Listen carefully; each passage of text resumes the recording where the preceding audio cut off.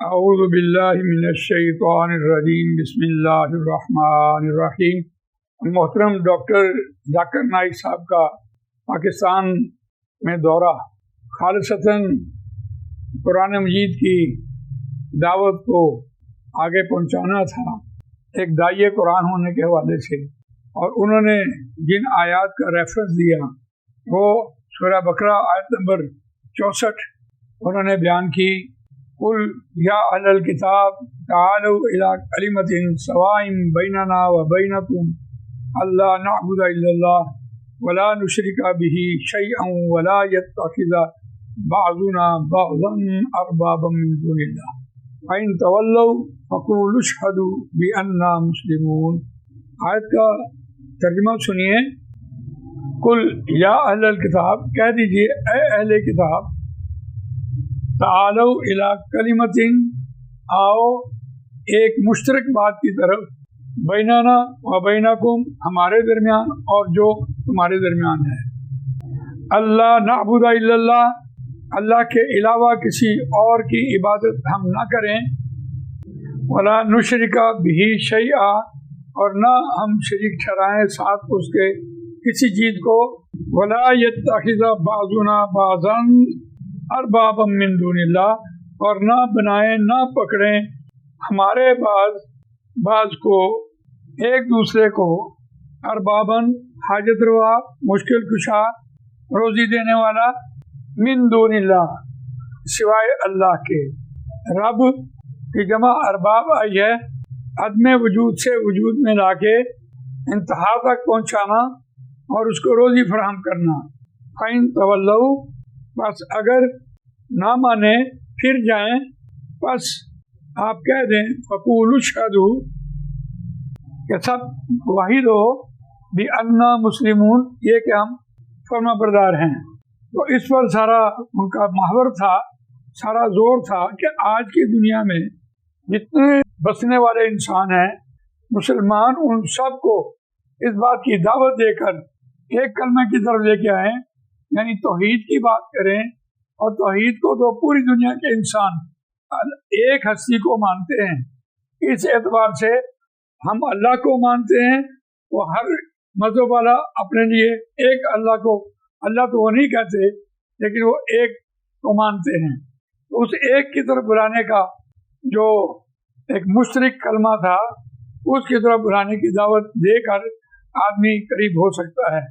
اس کے بعد ان کی جو دوسری آیت اس کا ریفرنس دے رہے تھے، ادعو الی سبیل ربک بالحکمۃ والموعظۃ الحسنۃ وجادلہم باللتی ہی احسن۔ سورہ نحل کی آیت ہے، بلاؤ اپنے رب کی راہ کی طرف، ادعو الی سبیل ربک بالحکمۃ، حکمت کے ساتھ، دانائی کے ساتھ، والموعظۃ الحسنۃ، اور واعظ کے ساتھ، اچھی واعظ کے ساتھ، وجادلہم باللتی ہی احسن، اور اگر ان کے ساتھ مجادلہ بھی کرنا پڑے تو وہ بھی آسان طریقے سے مجادلہ کرو۔ تیسری جو آیت ان کے پیش نظر رہی، کنتم خیر امۃ اخرجت للناس، سورہ آل عمران کی آیت ہے، تأمرون بالمعروف وتنہون عن المنکر وتؤمنون باللہ، تم بہترین امت ہو جو دوسروں کے لیے نکالی گئی ہو۔ یقیناً ہر انسان جو بھی کام کر رہا ہوتا ہے، جس پروفیشن میں وہ ہوتا ہے، وہ اپنے لیے تو سو کرتا ہے لیکن وہ تمام انسانیت کے لیے۔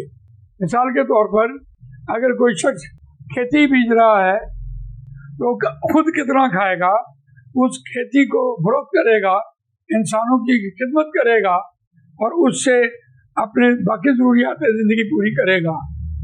اگر یہ جذبہ پیدا ہو جائے کہ میں دوسروں کے لیے یہ کام کروں تو یہ ایک احسان کا درجہ ہوگا۔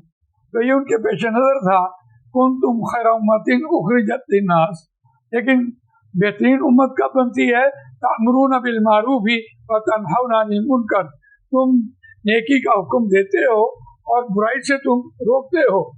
اگر یہ نیکی کا حکم دیتے ہو اور برائی سے روکتے ہو تو تم بہترین امت میں سے ہو۔ خیرکم من تعلم القرآن وعلمہ میں آ جاتے ہو۔ تو ان کی ساری کوشش، ساری محنت یہ تھی کہ پوری دنیا کے انسانوں میں مسلمان جس نے کلمہ پڑھا ہے لا الہ الا اللہ محمد رسول اللہ صلی اللہ علیہ وسلم، وہ ہر انسان اسلام کا دائی بن جائے اور تم برائی سے روکتے ہو، اتؤمنون باللہ، اور تمہارا اللہ پر ایمان ہے، یقیناً اگر اللہ پر ایمان ہے تو تم جو دعوت دو گے نیکی کی، اس پر جو تکلیف آئے گی اس کو اللہ کے لیے برداشت کرو گی۔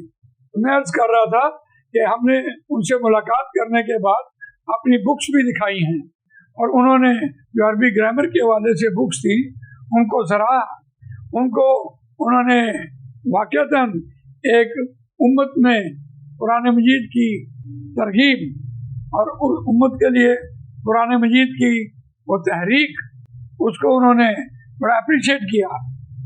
جزاک اللہ خیر۔ اللہ تعالیٰ مجھے آپ کو قرآن مجید پڑھنے، سمجھنے، عمل کرنے، اس کو دوسروں تک پہنچانے کی توفیق عطا فرمائے۔